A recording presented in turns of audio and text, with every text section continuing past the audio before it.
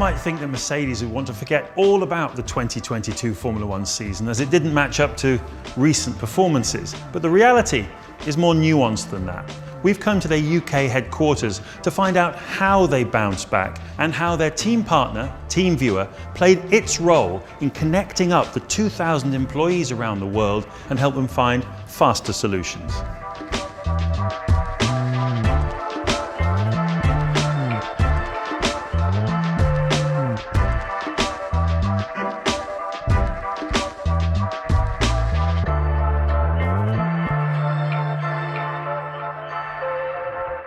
Toto, it would be so easy to say, let's just forget about 2022, but is it a more valuable learning experience available for you than that? Yeah, that would be easy indeed to say and just concentrate on next year. But as we say, the days we lose are the days our competitors will regret because we learn the most. Over the last 8 years, we knew that one day it's going to be more difficult because there's no sports team in the world that won every single competition they've entered forever. So that day has come last year, and we really anticipated how we would react. And when it happened, I think we went through a wave of emotion. And what we've anticipated is that we're losing a race, or maybe we have a spell of bad races. But what happened is actually that race after race, we found out that we are not competitive enough. And then in the summer, we started to have these glimpses of hope. We were on pole position in Hungary, just to have a big slap on the face in Monza and in Spa. And then we managed to win a race. So my learning is that you just got to manage your expectations. You just got to know that this is a constant development slope. And as long as the share price is going up, that slope is right, then it's okay. Well, let's bring Oliver in here now. Oliver, you're a TeamViewer CEO, of course, joining us remotely from Stuttgart. Thank you very much for your time. You've been a sponsor now for over a year, but what's your take on Formula One in general, and particularly the 2022 season? I think Formula One for us is a fantastic test bed for our solutions. I think it was a great experience throughout the year to see how much can be improved from race to race and how much performance is there in a team working together. And that's certainly the piece that attracts us most, because we like to work with teams. We like to look at processes, at things, how things are being done, data is being analyzed. And the more you have of this, the better for us as a company and as a sponsor to engage. And so very valuable experience. Well, even before them coming on board as a sponsor, you were working with TeamViewer, but how have you adapted your way of working with them, and particularly in a season like this where you were really pushing hard to regain competitiveness? Obviously, when Oliver and I connected first in our teams, it was exciting because we utilized TeamViewer's software before, and as we are a sport that travels around to 24 races, being able to work remotely is immensely beneficial, not only in terms of engineering and technically, or what we all know from TeamViewer, the axis over surface, but particularly also to reduce our carbon footprint. And I know that TeamViewer has some stats about that, but for us, it's basically been able to multiply the people that we have on track, from the mechanics to the engineers, and having them work here or in Brixworth where our engine plant is.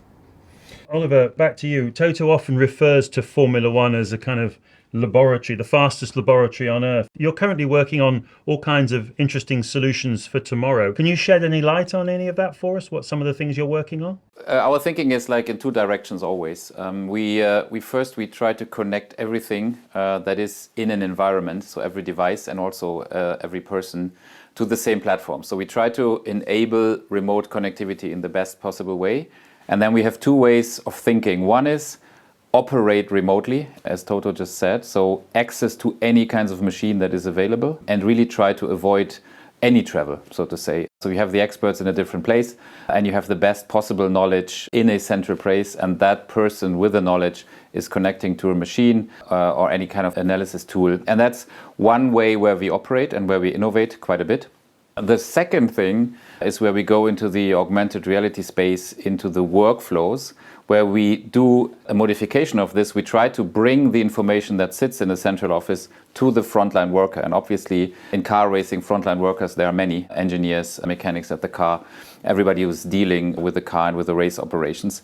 And this is the other stream. So we're working a lot towards making information available, having standardized workflows or adaptive workflows using artificial intelligence as well to recognize pattern, to see images, and out of this derive the best possible action at the front line, educated by information that is sitting somewhere else in the operations. One of the obvious massive benefits of this, as you touched on earlier on, Toto, is the sustainability angle in terms of fewer people needing to travel. I mean, huge amounts saved. And of course, I guess you've got some numbers on that. Can you share that with us at all, Oliver? We were curious ourselves how the impact is. We did our IPO 3 years ago or so. You get asked how sustainable our solution is and also what customers do with this. So we did a big analysis with a third-party agency to try to understand the use cases, how much travel is actually reduced. All in all, our customers today reduce 37 megatons of CO2, carbon emissions, per year. This is the equivalent of 7,000 flights of an A380 or the equivalent of 11 million cars. So it's a huge number already today.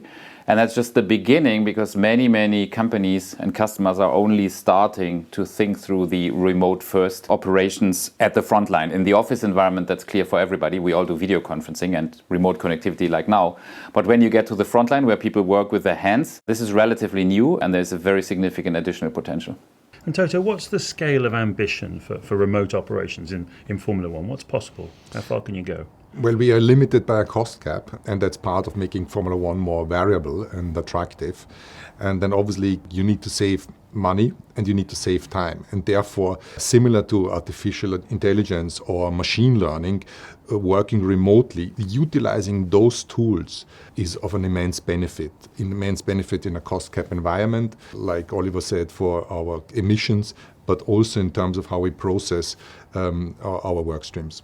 Oliver, what are your expectations for 2023? I think the interesting phase is now for us that we are between the seasons. Obviously, when you are in 2023, in season next year, we will need to see how it all shapes up, and hopefully the team can be incredibly successful again. But it's this time in between where there is lots of preparation work, where we can actually engage with the factory and the team to think through new use cases and to prepare for the next season. So that's now an interesting time coming, because in the day-to-day race mode, so to say, throughout the season, it's very difficult to inject any new processes. Well, it's been absolutely fascinating, gentlemen. Thank you so much for your time. Oliver, Toto, speak to you again soon. Thank you very much. Thank you. Thank you very much.